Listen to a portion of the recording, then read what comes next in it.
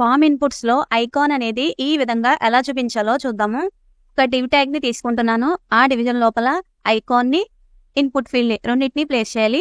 Icon అనేది మనం font అవసరం ఐకాన్ తీసుకున్నాం ఓకే, ఇమేజ్ ని తీసుకున్నాం ఓకే. నేను ఇక్కడ ఇమేజ్ ని తీసుకుంటున్నాను. ఈ ఫోల్డర్ లో ఉన్న ఈమెయిల్ ఐకాన్ ని తీసుకుంటున్నాను. తర్వాత ఇన్పుట్ ఫీల్డ్, ఇన్పుట్ అనేది నేను ఇక్కడ ఈమెయిల్ ఐకాన్ తీసుకున్నాను కాబట్టి ఇన్పుట్ టైప్ ఈమెయిల్ అని చెప్పి ఇస్తున్నాను.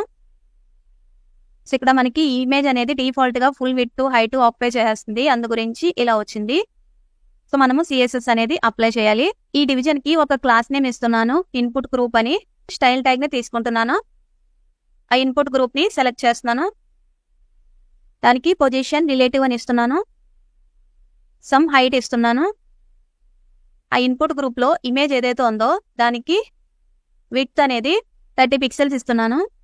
హైట్ అనేది ఆటోమేటిక్ గా అడ్జస్ట్ అవుతుంది. ఐకాన్ ని మనము ఈ ఇన్పుట్ ఫీల్డ్ లోపల తీసుకురావాలి. సో దానికోసం పొజిషన్ అబ్సల్యూట్ అని ఇస్తున్నాను. లెఫ్ట్ నుంచి 10 పిక్సెల్స్ అని ఇస్తున్నా. ఆ పేరెంట్ ఎలిమెంట్ ఏదైతే ఉందో దాని లోపల లెఫ్ట్ నుంచి 10 పిక్సెల్స్ లో ఈ ఐకాన్ అనేది రావాలి. తర్వాత ఫామ్ ఇన్పుట్ ఏదైతే ఉందో దానికి కూడా హైట్ అనేది ఇస్తున్నాను. పేరెంట్ ఎలిమెంట్ కి ఎంత హైట్ తీసుకున్నామో దీనికి కూడా అంత హైట్ ఇస్తున్నా. 100% ఇచ్చిస్తాను.